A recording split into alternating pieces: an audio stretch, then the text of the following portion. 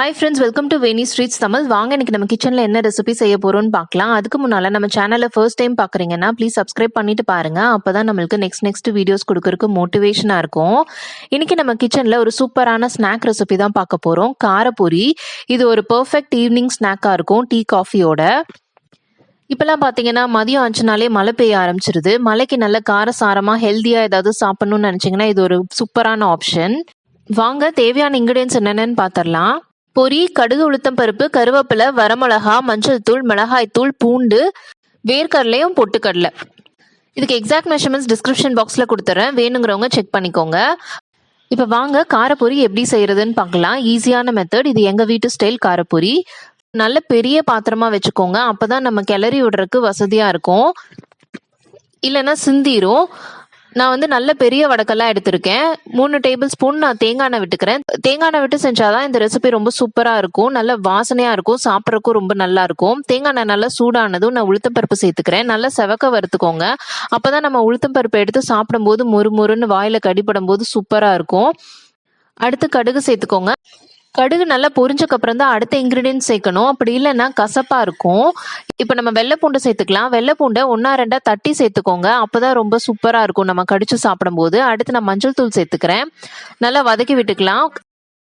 அடி பிடிச்சிரும் டக்குன்னு. நம்ம மஞ்சள் தூள் மிளகாய் தூள்லாம் சேர்த்தோம்னா நீங்க அடி பிடிக்காத மாதிரி கிளறி விட்டுக்கிட்டே இருக்கணும். அடுப்பு சிம்ல தான் இருக்கணும். இப்போ கருவேப்பிலையும் வரமிளகாயும் சேர்த்துக்கிறேன். உங்க காரத்துக்கு ஏத்த மாதிரி சேர்த்துக்கோங்க. ரொம்ப காரமா வேணும் அப்படின்னா கொஞ்சம் கூட சேர்த்துக்கோங்க.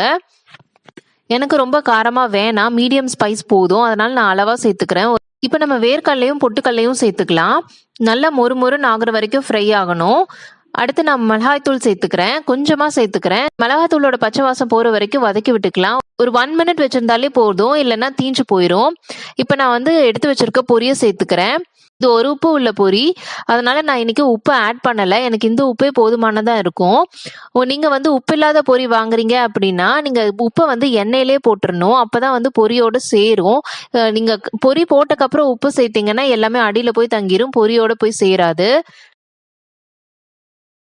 பொரியெல்லாம் சேர்த்துட்டு நம்ம நல்லா பெரட்டி விட்டுக்கணும். பொரி சூடேற அளவுக்கு தான் அடுப்புல வச்சிருக்கணும். அடுப்பு சிம்ல தான் இருக்கணும். அப்படியே வச்சுட்டீங்க கிளறாம அப்படின்னா அடியில மட்டும் தீஞ்ச மாதிரி ஆயிரும், அது நல்லாவே இருக்காது. அதனால ஒரே மாதிரி நம்ம பெரட்டி விட்டுட்டே இருக்கணும். சூடு ஏறினா போதும், நம்ம அடுப்பை ஆஃப் பண்ணிடலாம். ஆறுனக்கு அப்புறம் நல்லா கிறிஸ்பியா மொறுமொறுன்னு ஆயிரும். இது நல்லா ஆற விட்டுட்டு நம்ம ஒரு கவர்ல போட்டு நல்லா ஏர் டைட்டா கட்டி வச்சுட்டாலே போதும். இல்ல ஏர் டைட் கண்டெய்னர்ல போட்டு நீங்க வச்சீங்கன்னாலும் சரி. 1 மந்த் வரைக்கும் அப்படியே வெளியே ஸ்டோர் பண்ணிக்கலாம். கிறிஸ்பினஸ் அப்படியே மெயின்டைன் ஆகும். என்ன ஒண்ணு, நீங்க ஏர் டைட்டா மெயின்டைன் பண்ணணும். அவ்வளவுதான், சூப்பரான காரப்பொரி ரெடி ஆயிருச்சு. இந்த வீடியோ பிடிச்சிருந்தா லைக் பண்ணுங்க, ஷேர் பண்ணுங்க, சப்ஸ்கிரைப் பண்ணுங்க. நாளைக்கு வேற ஒரு இன்ட்ரெஸ்டிங்கான வீடியோட பாக்குறேன். பாய்.